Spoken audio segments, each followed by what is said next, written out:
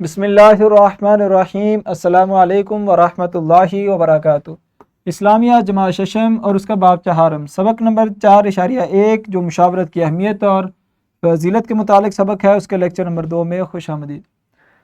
عزیز طلبہ کرام، آج کا جو حاصل تعلم ہے کہ مشاورت کے معنی، مفہوم اور اہمیت اور فضیلت سے آگاہ ہو سکیں، قرآن و سنت کی روشنی میں مشاورت کے احکام و آداب سمجھ سکیں، تو یہ دو حاصلات تعلم انشاءاللہ آج کے لیکچر میں ہم مکمل کریں گے۔ عزیز طلبہ کرام، قبل از پڑھائی آپ کے پاس دو سوالات ہیں۔ نمبر 1، کیا آپ نے کبھی کوئی بڑا فیصلہ کرتے وقت کسی سے مشورہ لیا ہے؟ نمبر 1۔ نمبر 2، آپ کے خیال میں مشورہ کن مواقع پر ضروری ہوتا ہے؟ تو دو سوال ہیں آپ سے۔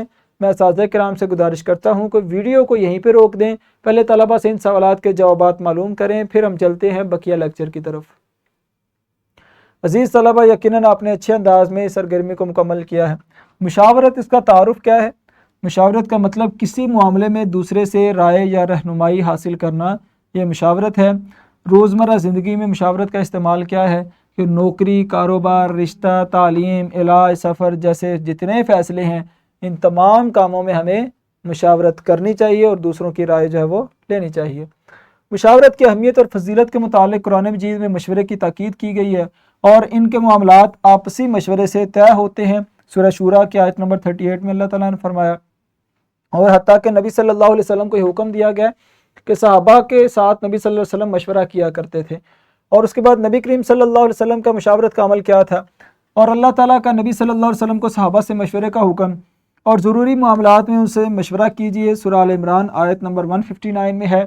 اہم واقعات میں صحابہ کرام سے مشورہ کرنا، جیسے غزوہ بدر ہے، غزوہ خندق ہے، ان تمام کی حکمت عملی یہ نبی صلی اللہ علیہ وسلم نے صحابہ سے مشورہ کر کے ہمیں یہ تعلیم دی ہے کہ ہم اپنی روزمرہ زندگی میں مشورے کا استعمال کریں۔ مشورہ دینے والے کے اوصاف کیا ہونے چاہیے؟ کہ سمجھدار ہونا چاہیے، تجربے کار ہونا چاہیے۔ نمبر 2، امانت دار ہو اور خیر خواہ ہو، یکسوئی سے مشورہ دے، ذہنی الجھن کا شکار نہ ہو۔ تو یہ کچھ اوصاف ہیں کہ جو مشورہ دینے والے اس کے اندر یہ اوصاف ہونے چاہیے۔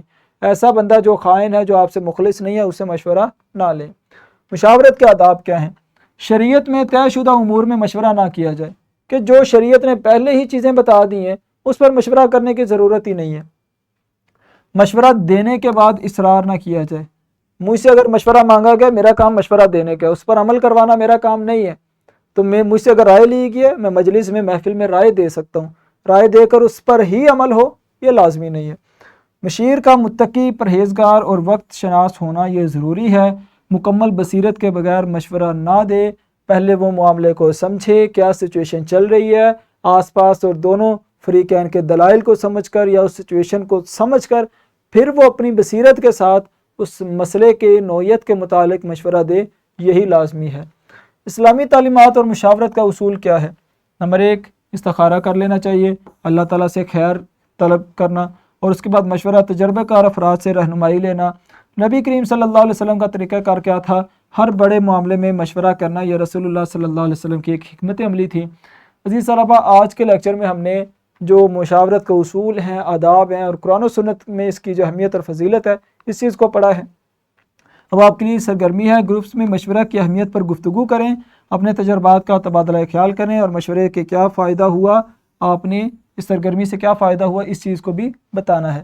تو میں اساتذہ کرام سے گزارش کرتا ہوں کہ پہلے جو ہے وہ اس سرگرمی کو مکمل کروائیں، پھر ہم چلتے ہیں بقیہ لیکچر کی طرف۔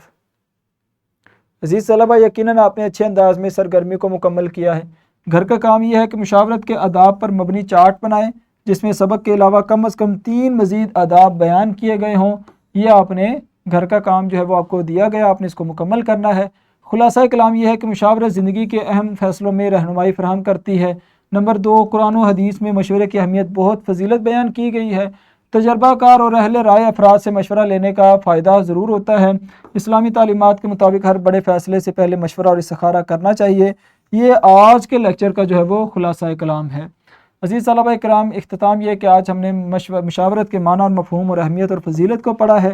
انشاءاللہ کل ہم مشاورت سے متعلق نبی کریم صلی اللہ علیہ وسلم کے طرز عمل کا جائزہ لیں گے۔ تو لیکچر کے آخر میں آپ کے لیے ورک شیٹ اور لیسن پلان ہے، آپ نے ان کو ڈاؤن لوڈ کرنا ہے اور مزید استفادہ کرنا ہے۔ تو ملتے ہیں اگلے لیکچر میں۔ اللہ حافظ۔ السلام علیکم ورحمۃ اللہ وبرکاتہ۔